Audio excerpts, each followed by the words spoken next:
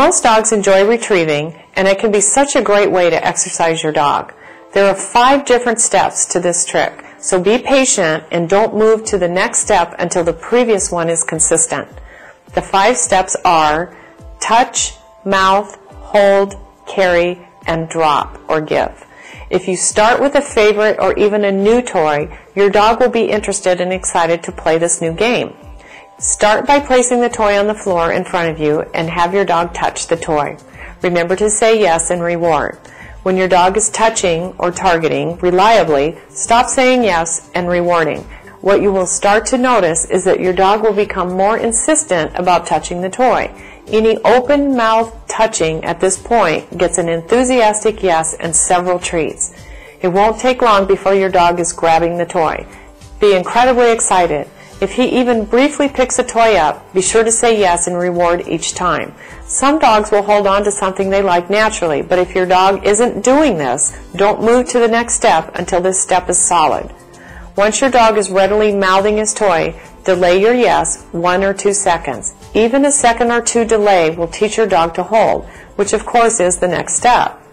Be patient. Go slowly and say yes and reward often and excitedly. If your dog doesn't seem to understand, back up a step and try again.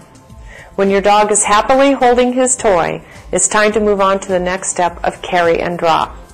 Keep this step easy. Simply place your hand to the side of or under your dog's muzzle and ask him to drop or give. Say yes and reward. Drop the toy back on the floor right in front of you and try again.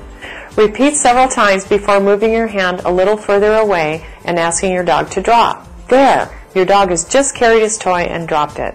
Don't expect great distance in the beginning. Very short distances will work much better. You can always increase distance incrementally. As you are increasing distance, try taking a small step or 2 away from your dog. Gradually increase the distance you are tossing the toy, always remembering to say yes and reward.